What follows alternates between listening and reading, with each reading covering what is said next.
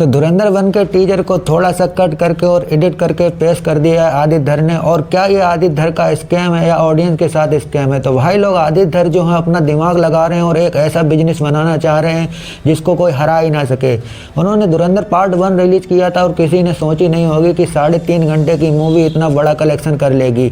ये सब कलेक्शन हो पाया उनकी स्टोरी की वजह से, उनकी प्रेजेंस की वजह से, और हर एक कैरेक्टर का रिवील जो इतने अच्छे प्रकार से किया था उन्होंने। One of the best movie कह सकते हैं। अगर धुरंधर पार्ट 1 को कोई हरा सकता है तो वो धुरंधर पार्ट 2 होने वाली है। और उन्होंने टीजर लॉन्च किया है जिसमें कुछ भी नया नहीं दिखाने की कोशिश की है, लेकिन थोड़े से ग्लिम्स दिखाए गए हैं जिसमें हमजा की बैक स्टोरी के बारे में दिखाया गया है। यानी कि जो धुरंधर पार्ट 2 आने वाली है, जिसको द रिवेंज कह सकते हैं, उसमें दिखाया जाएगा हमजा की पुरानी कहानी और आगे की नई कहानी, जब हमजा लियारी पे अपना कब्जा करके और पूरे पाकिस्तान पर अपना जलवा दिखाए। लेकिन अगर धुरंधर पार्ट 2 में कहीं भी अगर रहमान बलोच की एंट्री जो है वो कौन पूरी कर पाएगा, ये अभी तक किसी को नहीं पता। धुरंधर पार्ट 1 जिसका बिजनेस अभी तक खत्म नहीं हुआ था, लगभग 1000 करोड़ के आसपास मूवी कमा चुकी है, लेकिन लोग देखना अभी तक पसंद कर रहे हैं और लोग थिएटर में जा रहे हैं सिर्फ धुरंधर को देखने के लिए। और वहीं दूसरी तरफ धुरंधर और टॉक्सिक का क्लैश होने वाला है। क्या लोग धुरंधर देखेंगे टॉक्सिक, यानी कि मॉन्स्टर के आगे खड़ा हुआ है धुरंधर। लेकिन इस बार कुछ नया होने वाला है और हर एक के कैरेक्टर को रिवील करने का जो स्टाइल था आदित्य धर का, वो एक बड़ा ही अच्छा था।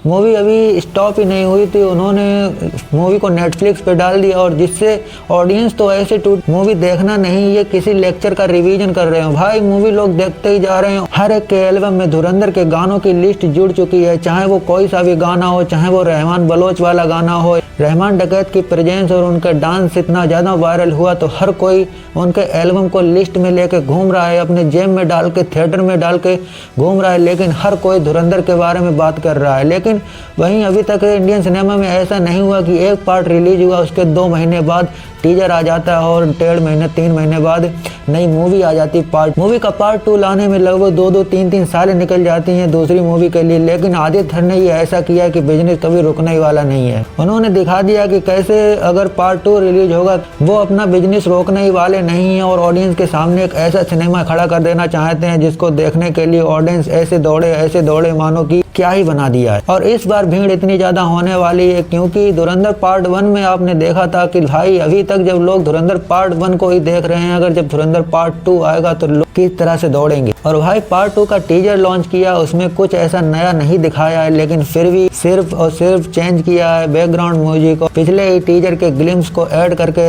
एक नया टीजर लॉन्च कर दिया, अपलोड कर दिया है, क्योंकि वो नहीं चाहते कि धुरंधर पार्ट 2 की चीज़ें रिवील हों और ऑडियंस तक पहुंच जाए, कोई भी स्टोरी को प्रेडिक्ट कर पाए। आदित्य धर ये नहीं चाह रहे, वो चाह रहे हैं कि इंडियंस जो ऑडियंस है उनको एक रॉ सिनेमा दें, एक ऐसा सिनेमा जो किसी ने प्रेडिक्ट ही नहीं किया हो और इसके सामने कोई भी मूवी ना टिक सके।